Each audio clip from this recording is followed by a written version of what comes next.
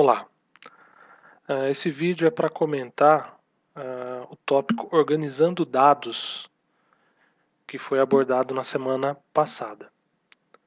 Muito bem, a ideia aqui é trabalhar com tabelas, né, de distribuição de frequência. Tá? Então no início, os primeiros 14 slides do conteúdo, vocês têm algumas tabelinhas, né, e cálculo, como se faz cálculo de frequência absoluta, frequência relativa, relativa em porcentagem. Então aqui só um exemplo inicial, que é o que está no slide. Alguns alunos entrevistados, alunos de uma turma de biologia, foram questionados com relação ao número de cômodos que eles têm em suas casas. Tá? Então 40 alunos foram entrevistados, 10 alunos disseram que tem 3 cômodos em casa, 18 disseram que tem 4, 8 que tem 5, 3 que tem 6 e 1 que tem 7 cômodos em casa. Ok? Então, aqui eu tenho o número de cômodos e o número de alunos. O número de alunos é basicamente a frequência absoluta, F. Então vejam essa tabelinha aqui do lado. Né? Ela já vai utilizar essa linguagem. Então tem o número de cômodos, frequência absoluta, exatamente o número, né, de entrevistados que possuem 3, 4, 5 e assim por diante. A frequência relativa é a razão da frequência absoluta pelo número total, né, que seria a soma de todas as frequências absolutas. Então veja aqui no primeiro caso, né, 10 alunos disseram que tem 3 cômodos em casa. Eu vou pegar esse 10, que é o número de alunos que tem 3 cômodos, e vou dividir pelo número total, que é 40. Isso vai dar 0,25. Okay? Então a frequência relativa aqui é de 0,25. Se eu multiplicar esse resultado por 100%, eu vou ter a frequência relativa em porcentagem. Então 0,25 vezes 100% é igual a 25%. Okay? Isso significa que 25% dos alunos entrevistados têm 3 cômodos em casa.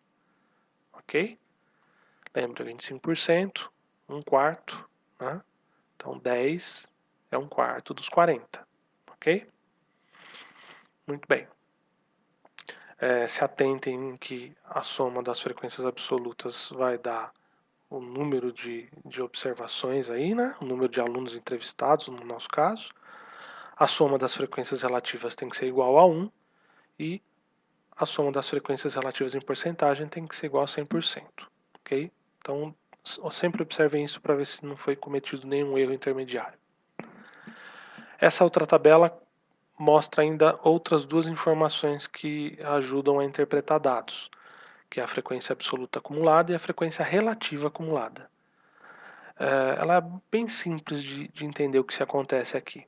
Vejam, número de cômodos 3, frequência absoluta 10, frequência relativa em porcentagem 25%, a absoluta acumulada 10 e a relativa acumulada 25%. Então, não há mudança alguma entre a acumulada e a normal nessa primeira linha.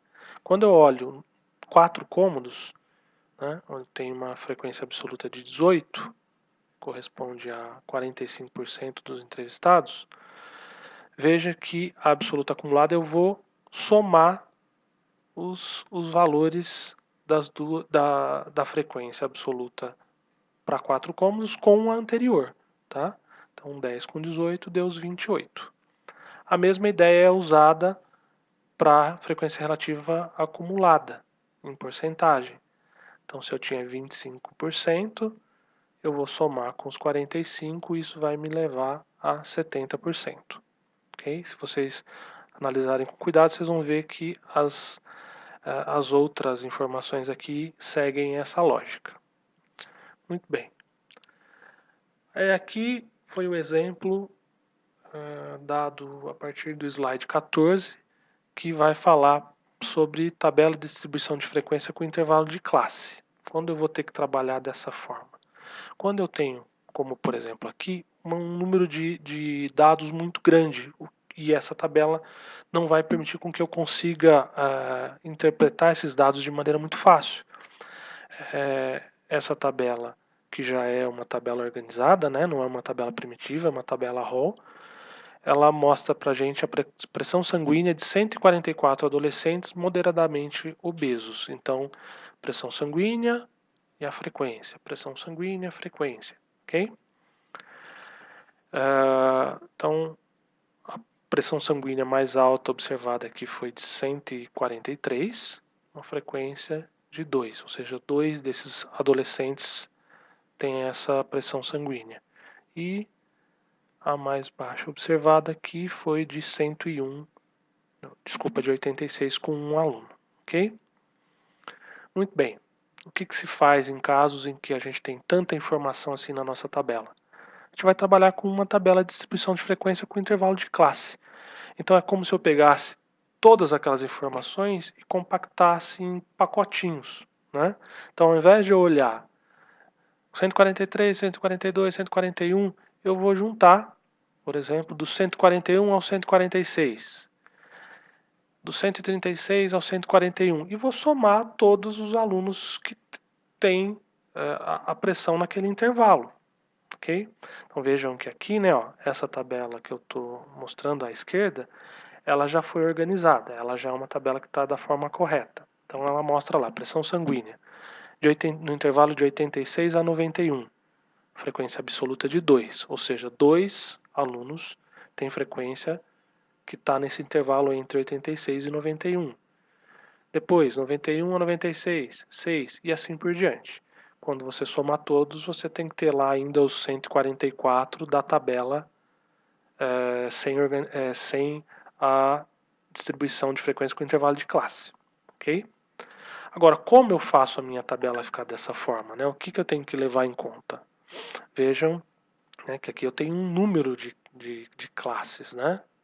E um intervalo, uma amplitude aqui. Então, como eu determino o número de classes? O número e o tamanho desses intervalos são flexíveis, mas não tem nenhuma regra determinando, né? A maioria das vezes é usado de 5 a 20. Né? Então aqui, no próprio conteúdo lá de vocês, ele dá uma sugestão, né? De você olhar o número de observações e ter um número mínimo e máximo de classes associados a esse número de observações.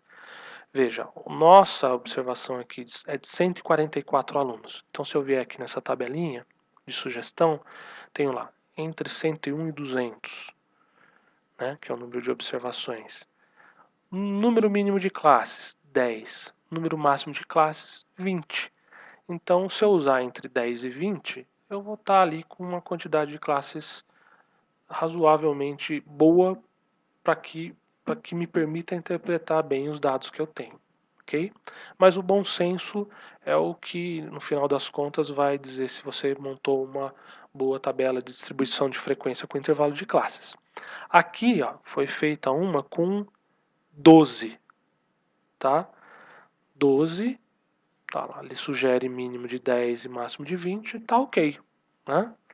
Agora vejam, dessas 12, eu ainda tenho outra informação que eu tenho que tomar cuidado aqui, né? Que é a amplitude. Vejam que na primeira linha, né, com frequência absoluta 2, a pressão sanguínea é de 86 a 91. Aqui na segunda é de 91 a 96. A terceira de 96 a 101. Vejam que a amplitude aí, ou seja, a diferença, né, entre as pressões sanguíneas para essa classe é a mesma, é sempre de 5. Como eu cheguei nesse resultado? Eu vou pegar o maior valor observado, no caso aqui 146, ok?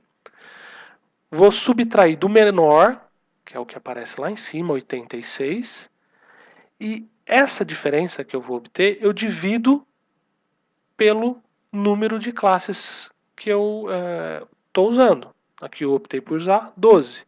Então, se eu fizer essa subtração e dividir por 12, eu vou chegar no resultado de 4,75, que arredondando dá 5. Então, essa amplitude é 5. É isso que eu usei aqui para a diferença entre a menor e a maior pressão para uma classe. Ok?